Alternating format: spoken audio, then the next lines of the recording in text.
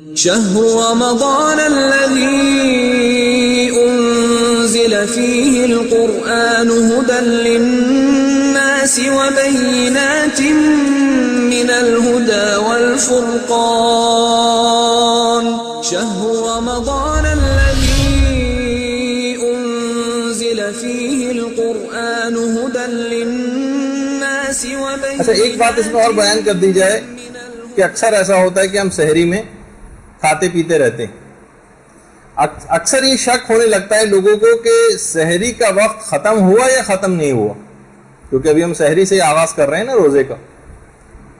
شک ہو رہا ہے تو دیکھیے حالت شک میں آپ کھا پی سکتی ہیں کہ سحری کا وقت ختم ہوا یا نہیں ہوا. اس شک کی حالت میں آپ کھا پی سکتی ہیں. لیکن اگر آپ کو بعد میں پتا چلا کہ نہیں روزے کا وقت سٹارٹ ہو چکا تھا اور میں تب تک بھی کھاتی پیتی رہی، اب آپ کو اس روزے کی قضا کرنا پڑے گی. البتہ گناہ کوئی نہیں ملے گا، گناہ کوئی نہیں، لیکن اس روزے کی قضا کرنا پڑے گی.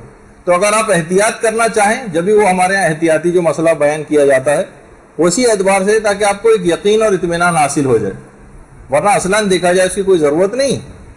لیکن اس اطمینان کے لیے کہیں ایسا نہ ہو کہ ٹھیک ہے گناہ گار تو نہیں ہوں گے، لیکن اگر بعد میں پتہ چلا کہ میں تو کھاتی پیتی رہی تھی اور حالت شک میں کیونکہ اجازت تھی تو گناہ تو کوئی نہیں ملا، اور اصل مسئلہ گناہ کا ہی ہوتا ہے. البتہ بعد رمضان اس ایک روزے کی آپ کو قضا کرنا پڑے گی. البتہ اگر یہ شک افطار میں ہونے لگے کہ پتہ نہیں کس وقت غروب شرعی ہو گئی یا نہیں ہوئی، تو ایسے موقع پر آپ کو واجب ہے کہ انتظار کریں یہاں تک کہ یقین حاصل ہو جائے کہ غروب شرعی کا وقت آ گیا. تو غروب کے وقت تو اتنا زیادہ مسئلہ نہیں ہوتا، لوگ احتیاط کر لیتے ہیں. صبح کے وقت میں یہ دیکھا ہے کہ اکثر افراد، بعض اوقات یہ بھی ہوتا ہے کہ گھڑی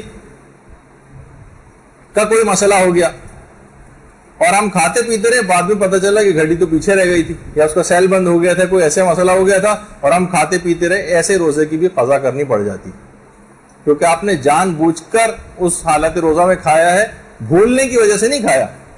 تو اس وجہ سے آپ کو اس ایک روزے کی قضا کرنا پڑتی ہے اگرچہ کوئی گناہ نہیں ملتا.